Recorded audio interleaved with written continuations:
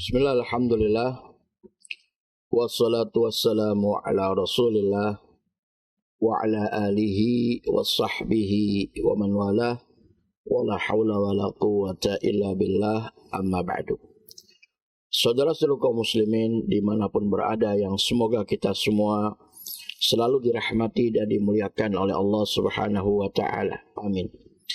Setelah kita memuji syukur kehadirat Allah subhanahu wa ta'ala dan bersalawat atas nabinya sallallahu alaihi wasallam,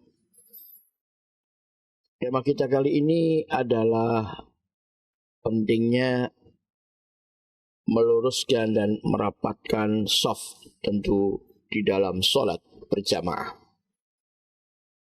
Allah subhanahu wa ta'ala berfirman di dalam Quran surat Al-Baqarah ayat yang ke-43-nya, A'udzu billahi minasyaitonir rajim. Wa aqimus sholata wa atuz zakata warka'u ma'ar raki'in.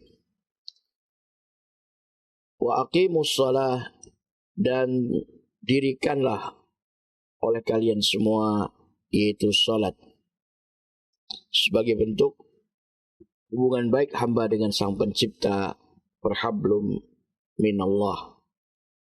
Wa atuz zakah, dan tunaikanlah oleh kalian semua zakat, sebagai bentuk hubungan baik antara hamba dengan sesamanya, berhablum minan nas. Warka'u, dan rukulah kalian semua, ma'ar raki'in, bersama orang-orang yang ruku. Para ulama ahli tafsir dalam hal ini menjelaskan bahwasanya yang dimaksud rukulah kalian bersama orang-orang yang ruku, yaitu salatlah kalian berjamaah bersama orang-orang yang salat. Karena ruku merupakan kinayah tentang salat. Dan di sini Imam Syafi'i rahimahullah ta'ala, beliau menegaskan bahwasanya salat berjamaah itu hukumnya wajib bagi setiap kaum lelaki yang dewasa, yang sudah baligh, yang tidak ada uzur secara syar'i. Jadi selagi tidak ada uzur secara syar'i, maka wajib hukumnya bagi kaum lelaki yang telah baligh untuk menunaikan salat berjamaah di masjid bersama kaum muslimin yang lainnya. Nah, di sini penting sekali kita memperhatikan bagaimana urgensi salat, terutama yang 5 waktu ini, mengingat nanti di akhirat amalan yang paling pertama dihisab oleh Allah subhanahu wa ta'ala sebelum yang lainnya adalah tentang salatnya. Jika salat kita sempurna, salat kita baik, maka semua amalannya dianggap baik. Akan tetapi kalau salat kita asal-asalan, salat kita jelek atau buruk, tidak sempurna, maka amalan yang lain pun dianggap demikian. Nah, disinilah saudara sekalian pentingnya kita perhatikan, ya, terutama pelaksanaan salat berjamaah. Jangan sampai asal-asalan, karena Nabi kita pun berpesan, Sallu kama ra'aitumuni usolli, salatlah kalian sebagaimana kalian melihat aku salat. Sehingga hendaklah kita perhatian dengan serius, dengan sesungguh-sungguhnya apa yang dicontohkan dan diajarkan oleh Rasulullah SAW dalam hal terutama salat berjamaah dan memperhatikan shafnya. Di dalam hadis yang sahih yang bersumber dari Anas bin Malik radhiyallahu taala anhu, yang diriwayatkan oleh Imam Bukhari dan Imam Muslim atau muttafaqun alaih, hadisnya ini sahih. Kata beliau sallallahu, Sawu sufufakum fa inna taswiyatas sufuf min iqamatis shalah. Sawu, luruskanlah oleh kalian semua sufufakum, saf-saf kalian. Fa inna taswiyatas sufuf, maka sesungguhnya lurusnya saf tersebut min iqamatis shalah, termasuk adalah mendirikan salat atau sempurnanya salat berjamaah. Bukan hanya itu saja, bahkan Nabi SAW pun mempraktekkan langsung, menindak langsung, atau mengatur langsung barisan shaf di dalam salat tersebut dengan sesungguh-sungguhnya. Sebagaimana di dalam hadis yang sahih yang diriwayatkan dari Bara bin Azib dan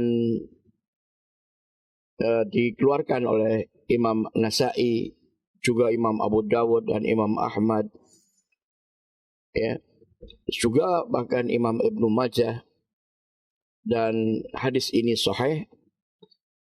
Disebutkan bahwasanya karena Rasulullah sallallahu alaihi wasallam adalah Rasulullah yatakhallalu as-sufuf.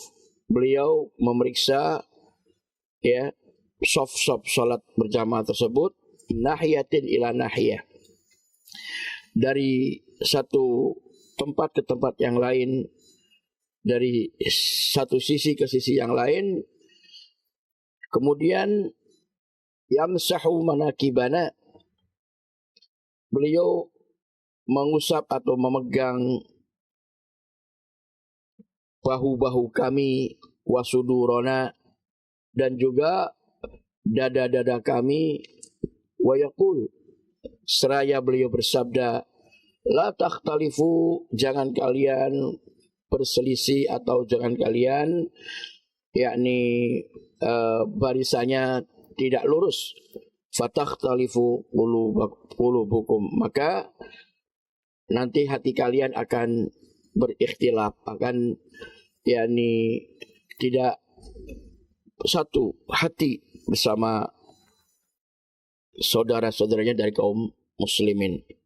Artinya sangat berbahaya sekali apabila hati kita tidak bersatu, karena di dalam melaksanakan salat berjamaah ternyata kita tidak meluruskan barisan dan tidak merapatkannya. Maka ini yang dikhawatirkan oleh Nabi kita SAW, terjadinya ikhtilaf di dalam hati kita, bermusuhan di antara kita hanya karena sebab yakni pelaksanaan salatnya asal-asalan, tidak meluruskan barisan dan tidak pula merapatkannya.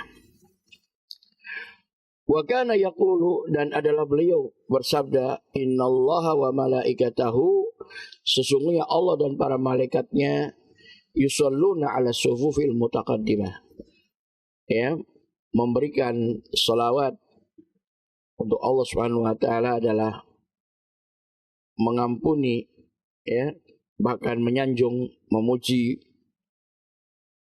mereka, orang-orang yang berada di dalam shaf yang pertama. Dan malaikat pun turut bersolawat dalam hal ini, maknanya adalah mendoakan, ya, ampunan dan kebaikan bagi mereka-mereka yang berada di barisan yang pertama atau shaf yang pertama di dalam sholat berjamaah. Ini membuktikan keutamaan, yakni dan kemuliaan bagi orang yang atau yang berdiri, yang berbaris di shaf yang pertama, yang terdepan. Ya, makanya hendaklah kita berlomba, ya, untuk bisa menempati shaf yang paling depan, karena akan diberi salawat oleh Allah dan juga oleh para malaikatnya. Kemudian juga sampai-sampai Nabi kita pun memerintahkan dan mengingatkan dikala menjadi imam dalam sholat berjamaah, kata beliau di dalam hadis yang sahih yang bersumber dari Anas bin Malik dan disahihkan oleh Syekh Albani, diriwayatkan oleh Imam Abu Dawud dan Imam Nasai serta Imam Ahmad, di mana Nabi kita SAW bersabda, Rasu as-sufuf, ya, luruskan dan rapatkan saf-saf kalian.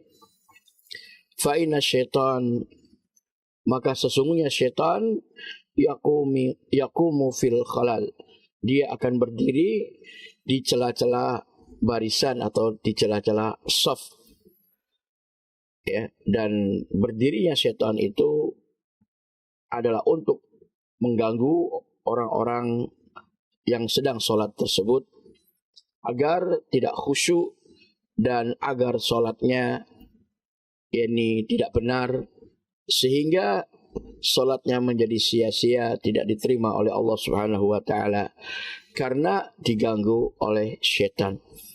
Nah, dengan demikian saudara sekalian, kita harus menghindari, karena kita ingin sholatnya sempurna, ingin sholatnya diterima oleh Allah, ingin khusyuk, maka penting sekali untuk kita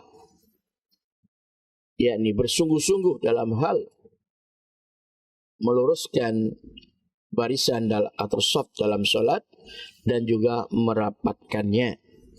Hadhu bainal manaqibi wal aqdam, ya, sejajarkan, ya, antara bahu dan telapak kaki. Artinya cara kita meluruskan dan merapatkan shaf dalam sholat, hendaklah masing-masing kita menempelkan bahu kita ke teman kita yang ada di sebelahnya. Bahunya ditempelkan dan juga pasti, ya, kita berusaha juga untuk telapak kakinya kita sejajarkan dengan bahu, sehingga bahunya nempel dengan bahu temannya yang di sebelahnya, dan telapak kakinya juga nempel dengan telapak kaki teman yang ada di sebelahnya.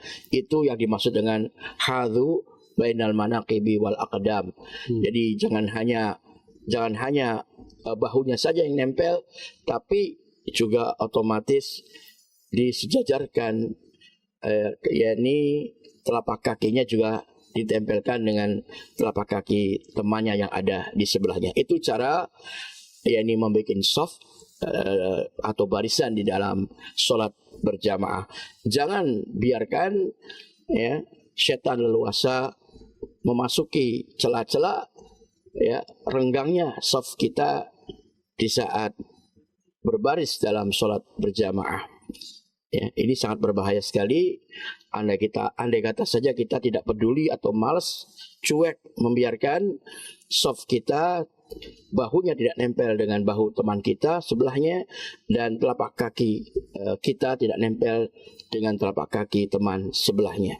Ini harus waspada, dan itu tentunya berlaku dari awal kita mulai sholat sampai kita salam, sampai selesai sholat. Karena yang namanya setan tidak hanya di awalnya saja, ya, jangan sampai kita berprinsip, oh, yang penting awalnya sudah rapat nih, adapun kemudian setelah itu ya boleh saja kita renggang. Ini jangan sampai, sebab setan akan terus menggoda dan mengganggu orang sholat dari mulai awal takbiratul ihram bahkan sampai salam.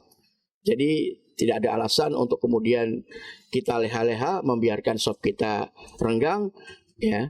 Jangan dibiarkan setan masuk di celah-celah shaf kita selama kita mengerjakan sholat berjamaah dari awal takbiratul ihram sampai akhir kita salam. Mudah-mudahan kita semua menjadi hamba Allah yang betul-betul dianugerahi, yakni bisa mewujudkan sholat kita ini dengan sempurna, dengan khusyuk, dengan ikhlas, yang sehingga amal kita yang lain nanti di akhirat dianggap juga sempurna dan kita dimasukkan ke dalam surga. Amin ya rabbal alamin. Demikian wallahu taala alam wa sallallahu ala Muhammadin wa ala alihi wa sahbihi ajma'in.